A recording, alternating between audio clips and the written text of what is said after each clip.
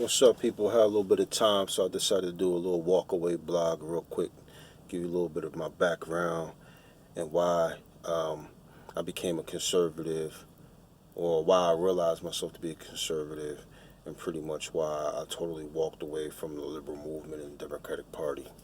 Let's start first off. I got a strong foundation in the church.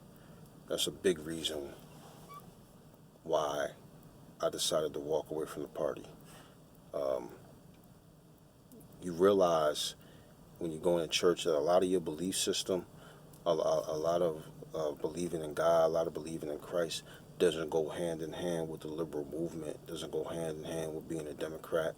They don't really respect that. A lot of atheism going on with them, a lot of mystical, New Age jargon going on with them, Buddhism, New Age hippie type stuff, taking love and misconstruing it, and pretty much saying love is just letting everybody do what they want and not telling the truth about things. Telling the truth is almost like a form of hatred nowadays. So a lot of that I realize I disagree with. I could even go back as far as I had a girlfriend who was very new age, um, new age type, very liberal. Uh, she believed in all the gay marriage stuff, in the crystals, the sage, Reiki, all those new age beliefs, all the stuff that we going through right now. It had a core, it had a beginning, and she believed in a lot of that stuff. And I could say back in 2005, I saw a lot of the stuff that what we going through now. I saw it coming before it actually came into fruition. It started out small, but you know things are trendy. Being a hippie, being what they say Jesus was some type of, oh, Jesus was a hippie, Jesus, stuff like that. That was cool. It's trendy. It was catching on like wildfire. I saw it catching on in the churches. This this movement, this new liberal movement that we're going through right now. I saw it coming. Another big reason why I walked away, because I knew from the core that wasn't the truth. You know, like Ben Shapiro said that the truth don't care about your feelings, and that's the truth, man. The truth don't care about your feelings. And we live in a time right now where if you tell the truth about something, people take it as an insult. They don't see the truth as an act of love. And that's hard for me to deal with right now. When you're dealing with liberals, when you're dealing with Democrats, you can't say anything true to them. You can't say anything true to them, especially if it hurts their feelings. They can deal with the truth as long as it's not hurting their feelings. But I come from a household where somebody told me the truth and it hurt my feelings. If my feelings were hurt, I need to examine why my feelings are hurt. I need to dig deep in my soul and understand why my feelings were hurt. And maybe I could get to the core of the problem, and maybe I could fix what was going on internally. But going back to my church, I came up in the church where my pastors were white. So back then, being a Democrat and being this liberal and having this belief that all white people were bad, it didn't go hand in hand with who I was. And I really didn't get to a point where I had to examine this until now, until today, until in these times, with this fake police brutality that's being pushed forth on the media. These 30-second media clips where you show a black man getting shot by a white cop, and the black man is so-called just 100% innocent just because he's black, and the white cop is bad just because he's white. And there's no examining people for their morals and just who they are as people anymore. You know, if you got an extensive rap sheet and the cops keep coming to your house over and over again, you asking for it. That's just how I looked at it. You know, my pops taught me that you could be a victim of the company that you keep. You could be a victim of your decisions. So it was just common sense to me that if you getting arrested by the cops all the time, you got a rap sheet. You putting if there is any type of police brutality going on the way it's being portrayed in the media right now, you really putting yourself in harm's way if you keep getting in trouble with the damn police. That's just how I look. That's just how I look at it. So when all these videos start popping up, 30-second clips of this guy getting shot, this guy getting shot, but all these guys got criminal records, and that's not being put in the forefront. They act like these cops just rolling up to these people's houses for no reason. That kind of pissed me off because you lying. You blatantly lying. And you trying to push forth a narrative that's not true. And I only want to deal with the truth. I only want to deal with the facts.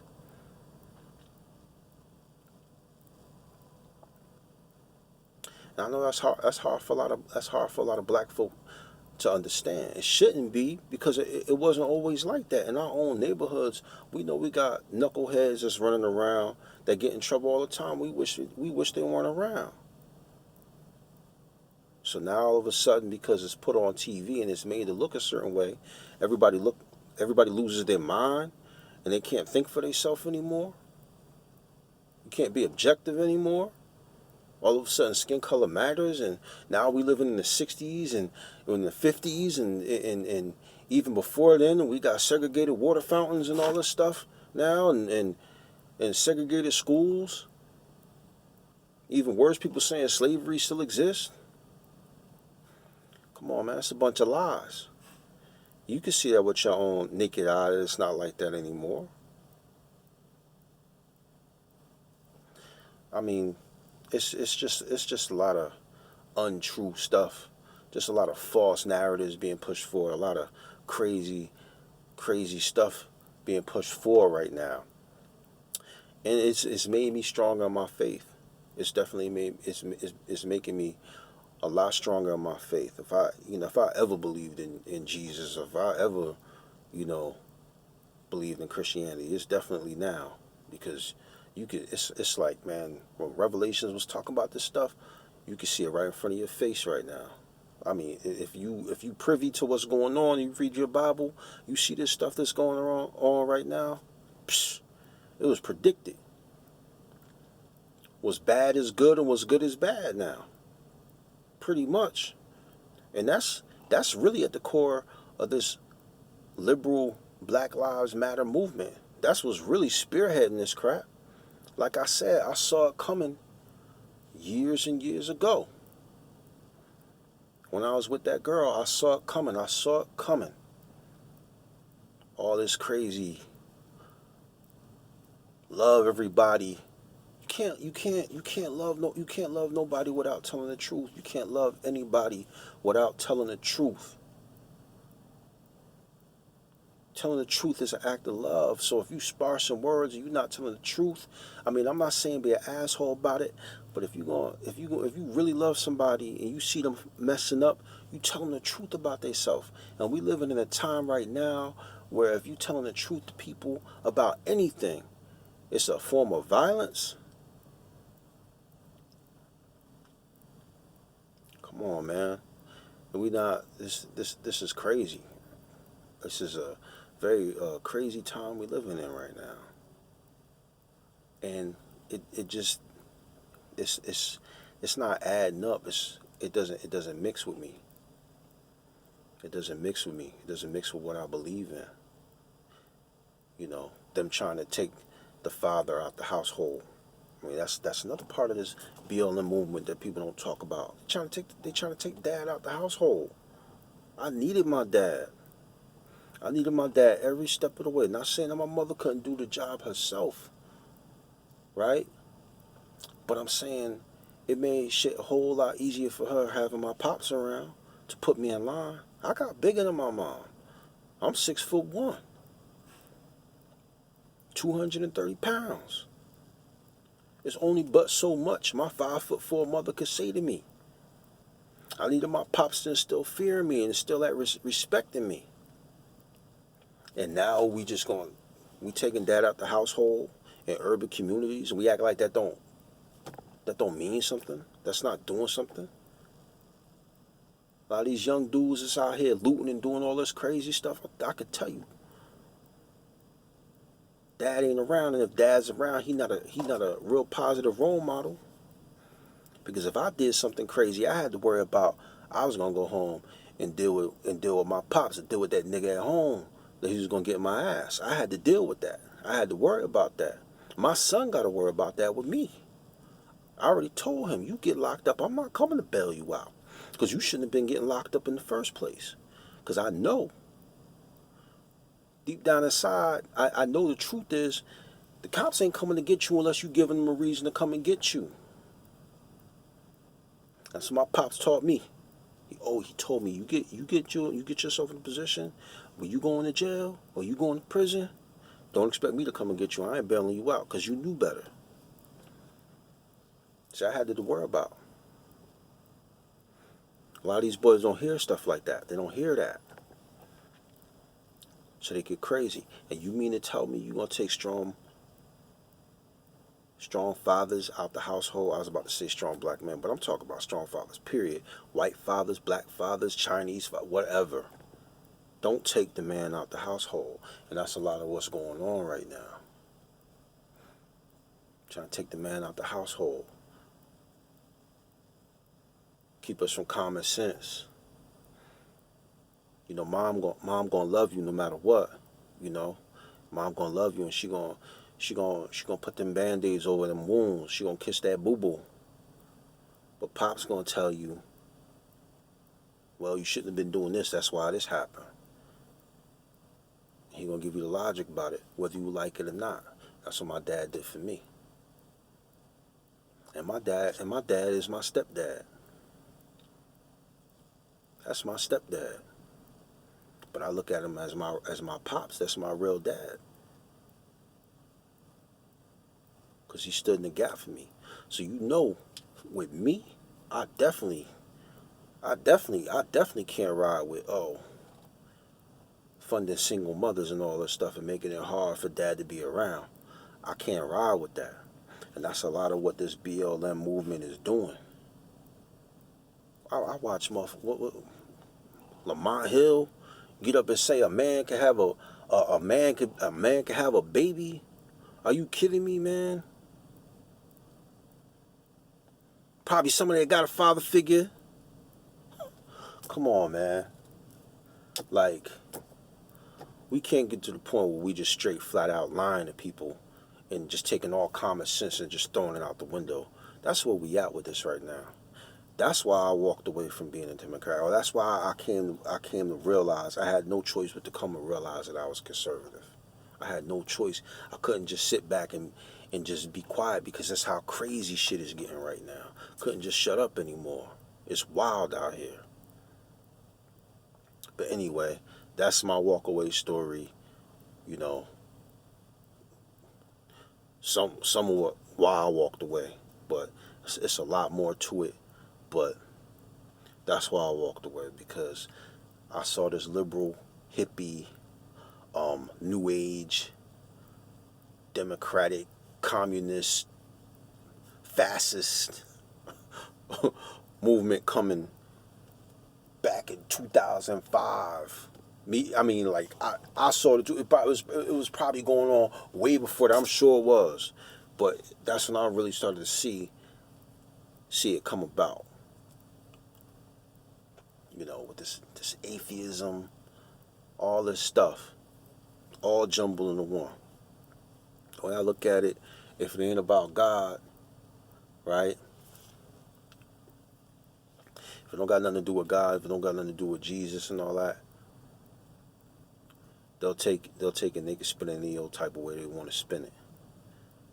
You know, all that stuff fall up under the same moniker. All that stuff fall up in the same under the same moniker. I mean, because God is for the nuclear family. God is for Adam and Eve. God is for all that stuff. God is for that. You say that right in the Bible. And we started getting away from that. I mean, you live in the country right now, you know, it's hard as hell to be a Christian. You can't talk about God. Psst, come on, man. It wasn't always like that. It wasn't always like that. And if you see what's going on with this BLM movement, all this Antifa nonsense, all of it, at the core of it is anti-God. You anti-God. When you believe in that type of stuff, you got to be giving up some part of you that believe in God. When you understand it, you got to be sparsing it. You got to be compromising some part of your belief system when it comes to God. You do. It's no way you could be riding with BLM and riding with this, you know, the alphabet community and all that stuff without giving up God in some way, shape, form, or fashion. There's no way. There's no way you could be a 100% believer in a nuclear family and fathers. But they're trying to tear apart the family. They're just trying to tear apart humans, period. And I think people think they're fighting for a good cause, and they really don't know. I think people are just ignorant. I think people, they go to college and they really don't understand the heart of man. They think just because they read it, they like the same terminology they use against us, you know, for being conservative and Christian. You could use the same thing on them. Well, that's a man-made book. Well, everything you learn in college is man-made, and some of that shit just came up a few years ago. How do you know that all this stuff that they teach you in the schools, they teach you in these schools, how do you know 100% that they're not biased in some way? How do you know that? But we'll just end it there. This is a little jumble up of why I walked away. Peace. God bless. Number one. Number two, I'm not gonna sit up here and act like I'm some holy roller.